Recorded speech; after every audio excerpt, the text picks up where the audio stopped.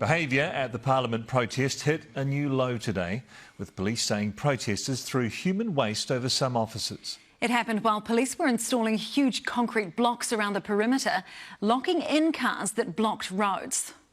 Well, the Prime Minister still refusing to speak to protesters. This afternoon she did talk about ending the vaccine mandates. Political editor Jenna Lynch has more. Before the break of day, the obstruction operation began. 3:30 a.m, 300 police rolled in.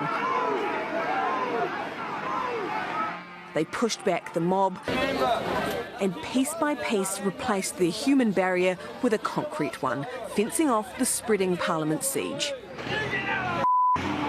It was met with utterly disgusting behaviour. 8 were arrested during the standoff, 7 police officers were physically injured, and some officers had human faeces thrown at them by vitriolic protesters, making it even less likely they'll get an audience with the PM.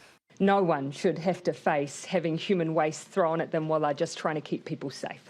The suggestion that we would then engage with that kind of behaviour, I just reject. It's becoming the protest that never ends. The so-called village has now extended well beyond Parliament's grounds. Protesters have taken over the bus station, nearby law school, and stretched their vehicle blockades down surrounding streets. Vic Uni's Pepiter campus shut until April. It's very disruptive given all the other things that are going on, so we've had to move our first-year lectures up to this campus, which is the Kelburn campus. With seemingly limitless supplies of food and amenities, human waste has become more than just a problem for police. They are emptying the portaloos. Swim warnings were put in place by council as they investigate raw sewage being emptied into the stormwater system around the Parliament area. The only people we found swimming on a sunny Wellington day connected to the protest.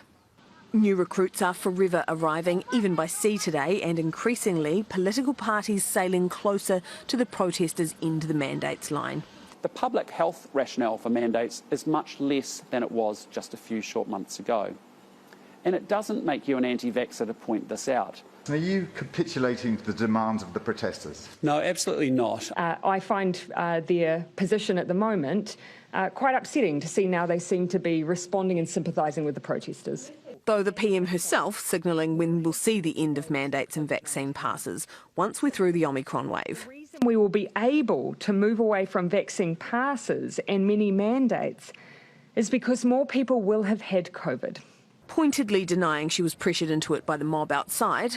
But when that happens, it will be because easing restrictions won't compromise the lives of thousands of people, not because you demanded it.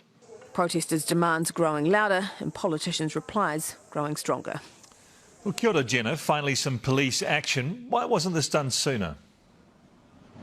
Yeah, I think a lot of people will be asking that, those on the 9th floor included. The Prime Minister expressed confidence in the Police Commissioner today, though not all of the police tactics undertaken, or it could be said lack thereof. This protest is growing rather than shrinking, and while politicians last week presented a united front against these guys on the front lawn, that cracked very quickly. The opposition's position should be seen for what it is, opportunistic, but politicians are now having a public debate about the end of mandates. And while there is a broader public will to see a conversation about the future of COVID and what the end of restrictions might look like, these guys out on the front lawn, unfortunately, will now be chalking this up as a win. Not great timing on the day that they hurled human faeces at the cops. Political editor Jenna Lynch, tēnā koe.